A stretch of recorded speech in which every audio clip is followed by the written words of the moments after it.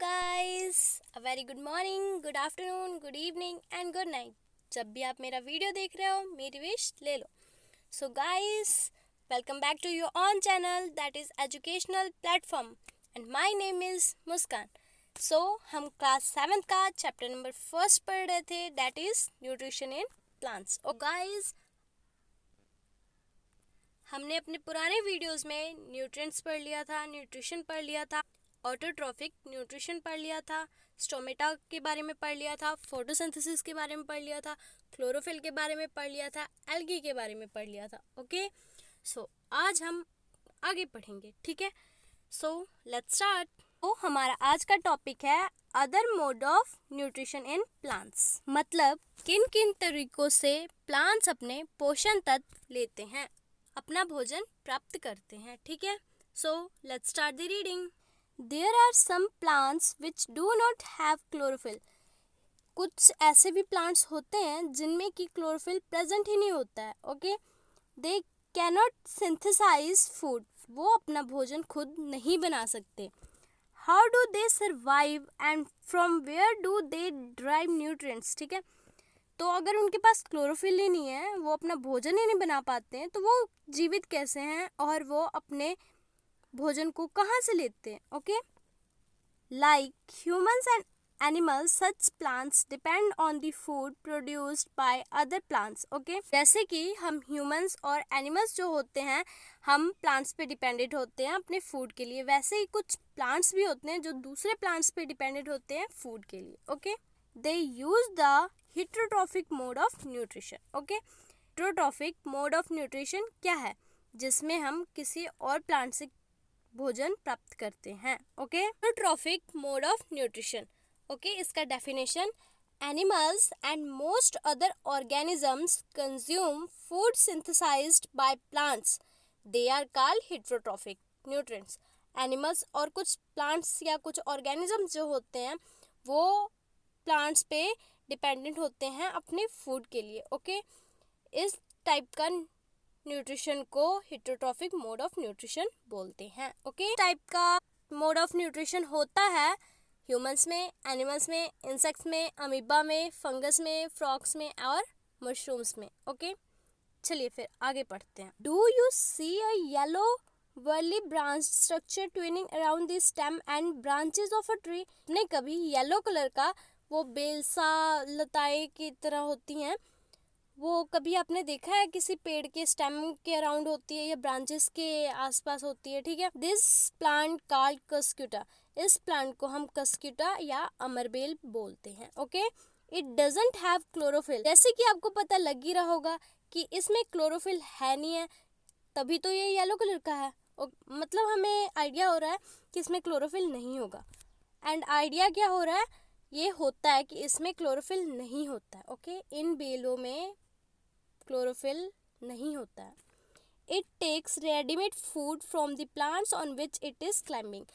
ये जो प्लांट्स होते हैं, ये लताएं सी जो होती हैं, ये रेडीमेड फूड लेती हैं जिस पेड़ों के ऊपर ये रहती हैं। Okay, the plant on which it climbs is called the host. जिस प्लांट के ऊपर रहते हैं ये, जिस पे क्लाइंब करते हैं, उन प्लांट्स को हम होस्ट बोलते हैं। Okay, since it deprives the host of valuable nutrients, मतलब ये जो होस्ट होता है ना, उसके सभी भी वैल्यूएबल न्यूट्रिएंट्स जो होते हैं वो सभी ये ले लेता है, उसको बहुत कम ही चीज़ मिलता है। ठीक है, कई बार ऐसा भी होता है जिस प्लांट पे ये क्लाइंब करते होते हैं ना, वो प्लांट बड़ा वीक हो जाता है और ये जो होते हैं ये अपनी संख्या बढ़ाते रहते हैं, ज़्यादा फैलते रहते हैं और ज़्यादा, बट जो जिस प्लांट पे ये क्लाइंब करते हैं ना, वो प्लांट बिल्कुल, उसमें न्यूट्रिएंट्स ही नहीं बचता, सूख सा जाता है प्लांट। ठीक है, सो ऐसा होता है। और इसमें ये भी खास बात होती है कस्क्यूटा बेल की, कि अगर आप छोटा सा भी इसका बेल का कोई टुकड़ा जो हुआ इसकी लता की, वो किसी प्लांट के पास आप फेंक दीजिए ना, ये थोड़े टाइम के बाद खुद ही ज़्यादा मात्रा में ये फैल जाता है। Okay, Cuscuta is called the parasite. इन्हें हम कस्क्यूटा को हम पैरासाइट बोलते हैं। ओके, मतलब कि और प्लांट्स पे डिपेंडेंट होते हैं अपने फूड के लिए, अपने न्यूट्रिएंट्स के लिए। ओके, सो आगे पढ़ते हैं। Are we and other animals also a kind of parasites. क्या हम और दूसरे जीव वो भी पैरासाइट्स हैं? You should think about it and discuss with your teacher. अपने टीचर से डिस्कस कीजिए और इसके बारे में सोचिए. Okay, next. Paheli wants to know whether mosquitoes, bed bugs, flies and leeches that suck our blood are also parasites.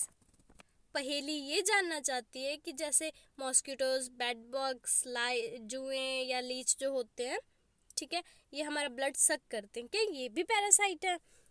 Have you seen और heard of plants that can eat animals. क्या आपने कहीं देखा है या सुना है उन प्लांट्स के बारे में जो कि एनिमल्स को खा जाते हैं? There are a few plants which can trap insects and digest them. कुछ एक पौधे ऐसे भी होते हैं जो कि प्लांट्स को ट्रैप करते हैं, फंसाते हैं और उन्हें डाइजेस्ट कर जाते हैं, ठीक है, उन्हें पचा जाते हैं. Is it not amazing? ये अमेजिंग नहीं है? सच प्लांट्स में बी ग्रीन और ऑफ सम अदर कलर. ये प्लांट्स ग्रीन भी होते हैं या कोई और कलर के भी होते हैं. Look at the plant in figure 1.6.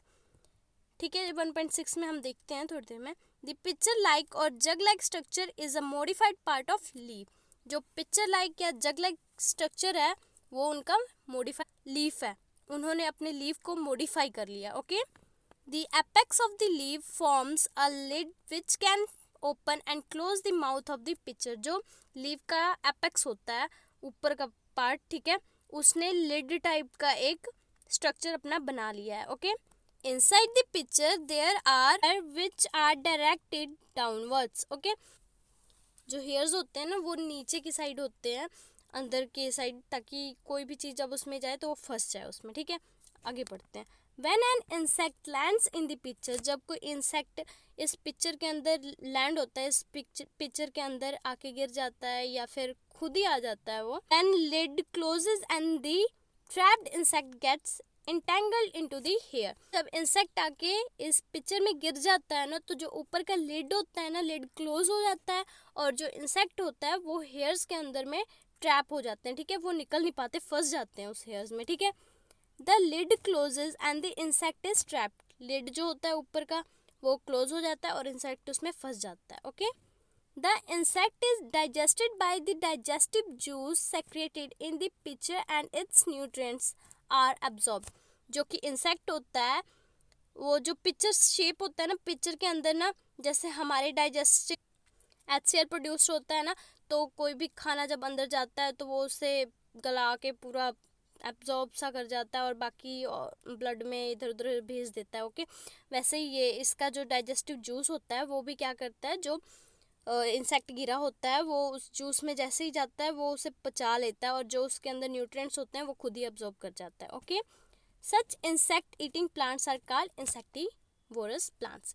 ऐसे इंसेक्ट ईटिंग प्लांट्स को हम इंसेक्टिवोरस प्लांट्स बोलते हैं. ओके, इंसेक्टिवोरस प्लांट्स का definition. Plants that feed on insects are called insectivorous plants. वो प्लांट्स जो इंसेक्ट्स को खाते हैं उन्हें हम इंसेक्टिवोरस प्लांट्स कहते हैं. ओके, सो आगे चलते हैं. Is it possible that such plants do not get all the required nutrients from the soil in which they grow. कह रहा है कि क्या ये हो सकता है कि ये जो प्लांट्स हैं इन्हें प्रॉपर न्यूट्रिएंट्स नहीं मिलता हो सॉइल से जहाँ पे ये ग्रो हुए हों. ठीक है, इसलिए भी ये ऐसा करते हो, इंसेक्ट्स को खा जाते हैं. ओके, बूझो इज कंफ्यूज. बूझो जो है वो कंफ्यूज्ड है. If the pitcher plant is green and carries out photosynthesis then why does it feed on insect. कह रहा है कि बूझो जो है वो कंफ्यूज हो गया है. वो कह रहा है जब ये पिक्चर प्लांट होते हैं ग्रीन कलर के और ये फोटोसिंथेसिस भी कर सकते हैं तो ये इंसेक्ट्स को क्यों खाते हैं. ठीक है, आइए हम भी इस क्वेश्चन का आंसर देखते हैं. ठीक है, ये देखिए, ये है पिक्चर प्लांट. ओके, ये देखिए लीफ का जो एपेक्स है वो आगे जाके पिक्चर मतलब घड़े की तरह शेप या फिर जग की तरह का शेप ले लेते हैं. ठीक है, ये पिक्चर हो गया. ठीक है, के ऊपर जो ये लिड है ना, ये लीफ का एपेक्स है. ओके, ये एपेक्स ये लिड फॉर्म कर लेता है. ठीक है, जैसे आप देख सकते हैं यहाँ अंदर इसका डाइजेस्टिव जूस है. ओके, इसमें अगर इंसेक्ट जाएगा ना तो वो गल वगैरह जाएगा, ये उसे पचा भी लेता है और उसके जो न्यूट्रिएंट्स होते हैं ये खुद एब्जॉर्ब कर जाता है. ओके, ठीक है, ये देख लिया आपने इसका स्ट्रक्चर. सो गाइस, हम अपना लेक्चर यहीं पे एंड करते हैं. बाकी का जो रह गया हम नेक्स्ट लेक्चर में करेंगे. So guys, thank you so much. ऐसे ही पढ़ते रहिए, स्टडी को एंजॉय कीजिए. And all the best.